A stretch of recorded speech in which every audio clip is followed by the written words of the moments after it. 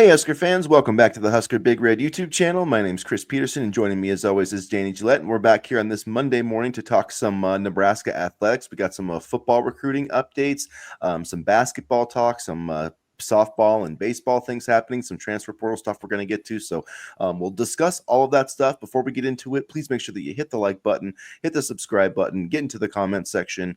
Danny, how are you on this Monday morning? Cinco de Mayo, so some tacos and maybe some tequila here or there. Who knows? Good thing we're doing the show right now and not later, but I'm doing well. I'm doing well. A lot of news this week. Always seems like a lot of news. I know I say that every single show, but never a dull moment in Nebraskaville. So can't wait to get into it today. Yeah, Cinco de Mayo, and yesterday was May the 4th be with you. So I Yep. forgot it was Cinco de Mayo today, although I should have known because yesterday was May the 4th, but I digress. Anyway, let's see. To get started, let's talk some Trae Taylor to kick off the show this week because that was a really huge commitment. We did talk about it on our live stream on Saturday, but in case you guys missed it, we can kind of refresh some of our points here because we do think it's a massive commitment, not only for what he brings on the field, but also off the field. And looking back at Dylan Raiola's commitment, he committed about a week before signing day, so a little bit more of a limited impact recruiting wise, whereas Trae Taylor is going to be able to recruit for well over a year for this 2027 class. Already got started with the 5-star receiver from Ohio State, some other guys that I saw too. So it's good to see him out there, and I think it's just going to be a sign of things moving forward with Trae Taylor. Not only I think is he going to be a huge impact player on the field, but I think he will be a weapon for the Huskers on the recruiting trail as well. Yeah, people are worried. Oh, is he going to stay like until 2027? And while that is a valid question in today's age of recruiting, I think the fact that he can basically build out the class the way he wants it is definitely going to help him stay. So, I mean, you've seen a bunch of, and I'm sure you've seen too, Chris, a bunch of offers go out from Chicago area guys, Illinois area guys, and a lot of buzz and a lot of intrigue once Taylor was committed. And it's really interesting to see him kind of peer recruit and be so active and vocal about it. And he's not recruiting duds; he's recruiting studs. So we'll see how that goes. Yeah, it's been exciting to kind of see him do some work, and I definitely think that it does help. And Nebraska is kind of offering more guys, from Nebraska. I think what Cameron Wagner they just offered a couple of days ago, 6'6", 300-pound guy, wrestles. I like that they're going more into Illinois, more into the St. Louis area. I mean, that's where Nebraska, if they want to be really good, that's where they need to recruit. And then obviously, Florida, Georgia, some of these other places. But if you can kind of lock down those kind of hotbeds of recruiting talent in the Midwest, I think that would be a huge step. And that's why this commitment is so huge. I mean, they went into Chicago area and got Trae Taylor, no ties to the program, a top 40 quarterback, ranked number 3 in his class. So I think that's why that's such a huge commitment, is because there were so many ties with Dylan Raiola, so that one made sense. But especially with Trae Taylor, they offered him so late. I mean, he was offered as a 7th grader by some programs. Nebraska offered him less than a year ago and was able to close it out. So pretty darn impressive from Matt Rule. And I think it's a product of partly what they've been building so far, right? You have, Dylan Raiola, you have, some really good receivers in the program coming in right now, Ja'Cory Barney, Cortez Mills, Isaiah Mosey. I mean, you have the foundation built there for Taylor to succeed, and then it just keeps building and building and building and stacking quality players. So I think, Raiola was huge because he, helped build this offensive foundation, and now I think it allows guys like Taylor to come in and add to it and help it grow even further, because there really was, aside from Adrian Martinez, in the Scott Frost days, there really was no offensive foundation, and even then it was suspect at best. So it's good to see plans for not only post Raiola, but just overall a clear plan on the offensive side of the football, especially in terms of developing quarterbacks. And you mentioned Cortez Mills. He's gotten some buzz as a possible starter. Not only, but Sean Callahan mentioned him as a possible starter. So I mean, that's a little eye opening when you have an Isaiah Hunter, Ja'Cory Barney, Dane Key in that room. So he's going to be. You talk about big recruiting wins. I think we're going to look back at Cortez Mills as a pretty big one for the Huskers as well. And then also, in the 2026 class. I know people are always talking about offensive linemen. Well, there Nebraska is in the top 4 for Rex Waterman, a 3-star out of Arizona. He's kind of a late riser. He's 6'5", over 300 pounds, athletic kid. Let's see, Duke, UCLA, and Boise State are the other 4 teams in the mix. He's going to take a visit to Nebraska, as well as those other 4 schools, and then he's going to make a commitment about the end of July. So he's been in Nebraska. I think this official visit will be his 3rd trip. So I feel like the Huskers probably going to get a commitment here from Rex Waterman, but that's just another name to kind of watch on the board here over the next month. Yeah, I would feel confident about Nebraska getting a commitment from Rex Waterman. I mean, he's spoken very highly of the program. He's going to take a visit, like you mentioned, this summer. So I feel very good about where Nebraska stands with him, and just another offensive lineman to add to the proverbial chest, so to speak. And I know people say offensive lineman, offensive lineman, offensive lineman. We have 17 currently on the roster, so they're there. But I think Waterman would be a nice pickup. Yeah, I think it definitely would be a good pickup. Some other programs kind of sniffed around a little bit too. So, some of those for whatever reason, some of those West Coast guys get a little bit left on the burner recruiting wise. So I think Yeah. that would be a nice pickup there. Not a ton of other things really happening, I would say, on the trail right now. They've got their official visits set up here for the end of June. They did go out and visit a bunch of guys. They visited CJ Brona last week, which I thought was pretty important. Tony White, Florida State, Florida, some of those other schools are paid him in-person visits because right now was the evaluation period, so you can go see recruits in person. So it's easy for those Florida schools to make it to see Yeah. CJ, but I thought that was a good for Nebraska to get out there. Titan Davis, the big defensive lineman, was another guy who got visited last week. There was a few others, but those were 2 off the top of my head that I thought were notable from the staff. Yeah, Titan Davis would be big, and I think Davis was defensive line coach Terry Braden's first official visit, so that's notable too. And just keep stacking the defensive line, and Davis would fall into that category. Very talented player. I believe he is also from the Missouri area, if I'm not mistaken. So I mean that's notable too. They're really pushing Missouri. They're really going into Missouri, and I can't wait to see what their returns are going to be. Really quickly, I want to get to basketball here in just a second, but the transfer portal talk with Nebraska football, just a couple of things. One, Grant Segrin keeps kind of piling up offers. The offensive tackle transfer, Kentucky's offered him, Northwestern, Rutgers, Wisconsin, Washington State. So 3 Big Ten offers, and an SEC offer for Grant Segrin. So I don't know. You wonder if the roster limit is grandfathered and it doesn't really exist. You wonder if Nebraska could potentially get him back. I mean, that would be, of all the guys, he would be the one guy that I would want back. And then, so that's something of note. And then the Nebraska did add a kicker last week, so that's going to add to the competition. We discussed that a little bit, but also we should be getting a punter here, I would think, in the next few weeks. So there will be some more roster movement for Nebraska in way of adding a punter, but a new kicker and I guess Grant Segrin, guy that could be leaving and playing for somebody else next season. And Jack McAllister went to Purdue, so we'll see him. I think. Will we see him? He has 1 year left or multiple years left. I can't remember. I think just 1 year left for him. So we won't see him, but we might see him in passing on the TV. So I'm glad he found a spot because that was a tough situation for him. And Grant Segrin is really interesting. I mean, good for him on getting more offers and potentially more playing time. But he was a guy that maybe Nebraska should try to keep if they still can. And he looks to be the biggest loss out of these transfer portal targets.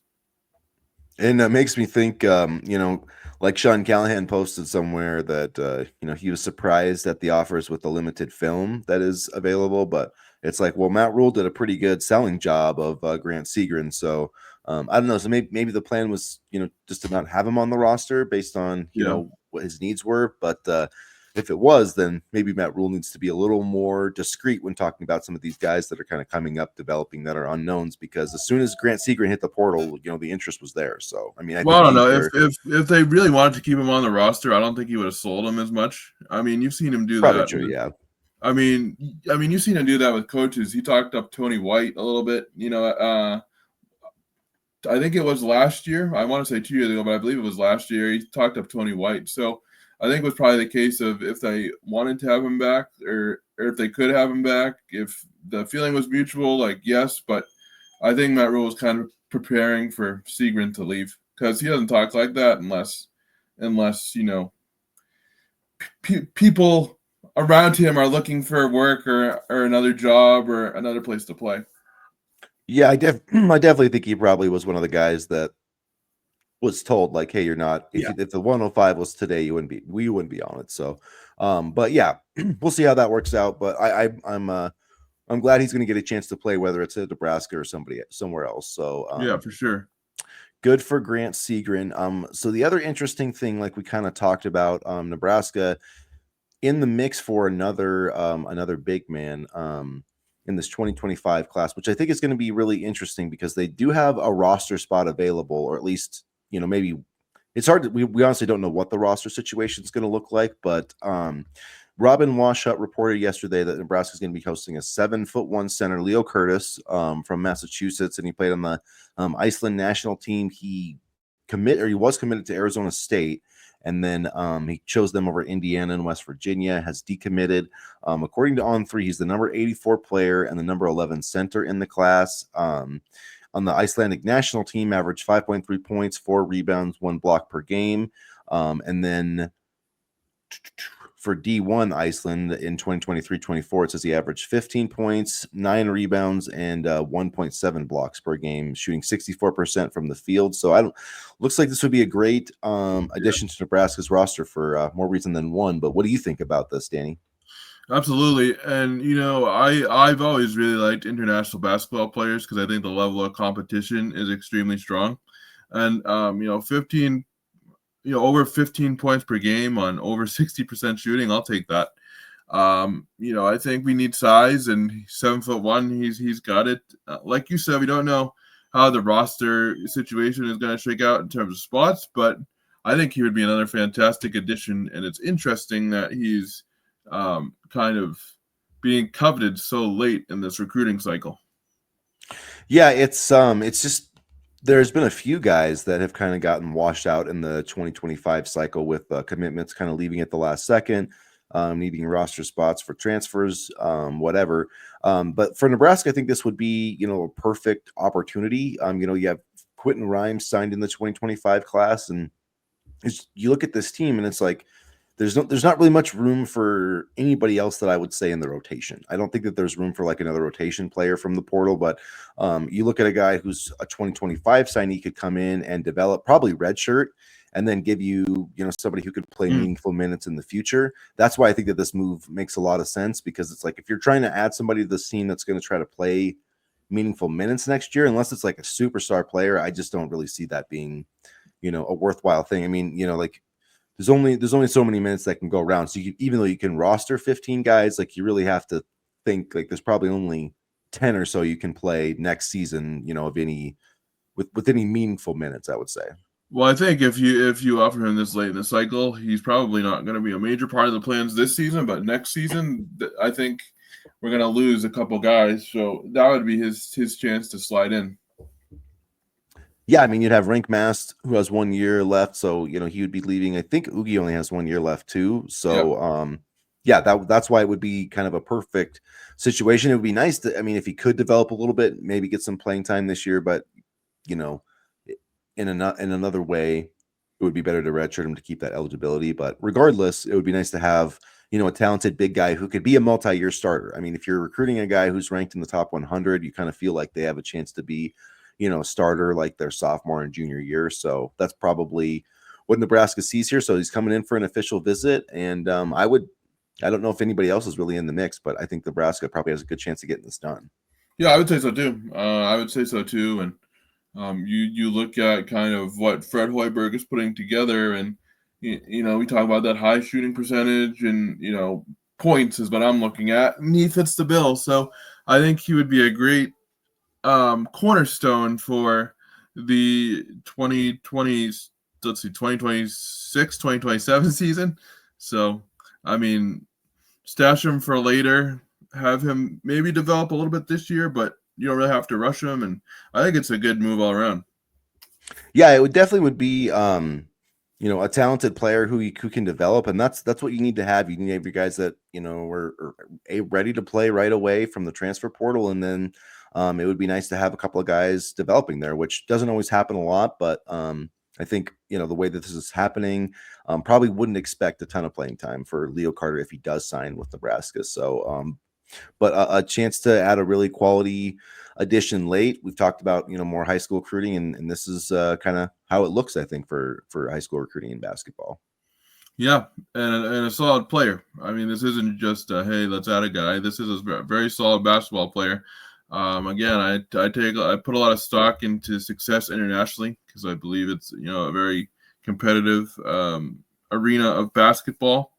And so, yeah, I wouldn't mind Curtis at all. I think he'd be a great addition. And I feel like if you stash him and let him develop, then that kind of softens the blow of some of the departures following this season.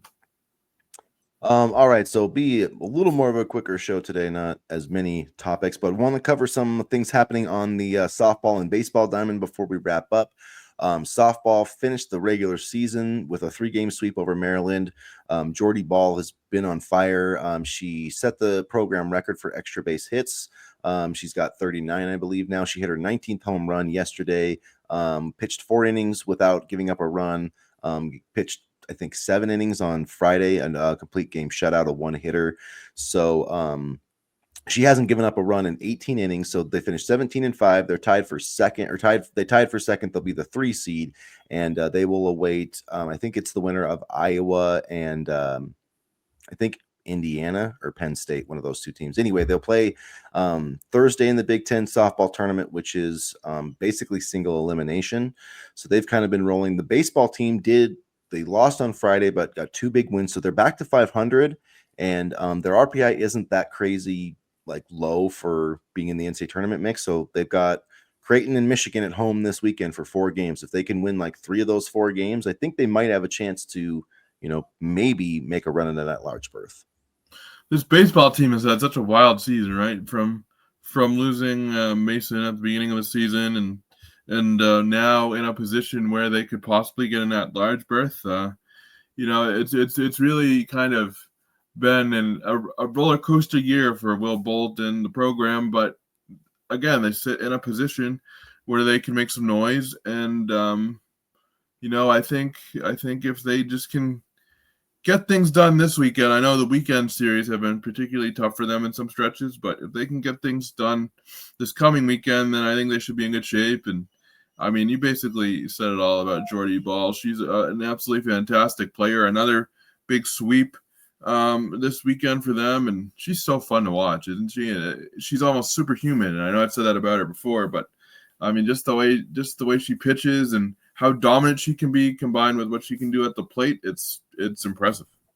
It is impressive, yeah, and the Huskers will have a great chance, I think, to make some noise this week. And if they, so yeah, Iowa and Penn State, and then if they win that first game, they would play UCLA, and which finished tied for second. Oregon won the Big Ten, but if they could win this tournament, maybe they could have a chance at hosting a regional. They're ranked, just outside that, in the 20s, but we'll see. That would be a big impact. As far as baseball, they are in 11th place right now in the Big Ten standings. So Michigan State, Northwestern are 10-14, so they're 1 game back. That's the cutoff for the Big Ten tournament. Michigan's 14-10, so this is a critical series. Next weekend Nebraska plays at Purdue, who's 2 games behind right now. So if they win these next 2 series, they should be playing in the Big Ten tournament, and it's in Omaha. And who knows? Anything can happen from there. But Indiana, I believe, last season made the NCAA tournament with an RPI of 55.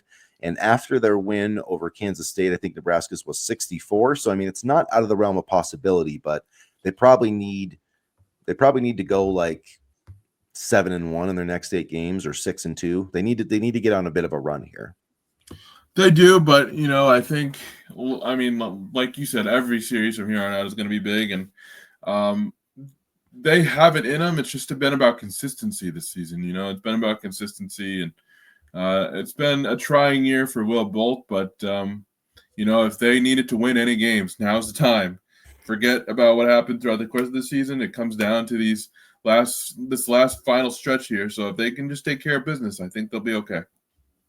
And hitting the summer, and then before we know it, it will be fall camp and time for football season. So we'll be back, you guys, with another episode midweek, either Wednesday or Thursday. We'll have our live chat on Saturday afternoon. So stick with us. Make sure that you guys hit the like button, hit the subscribe button, and as always, go Big Red. Go Big Red.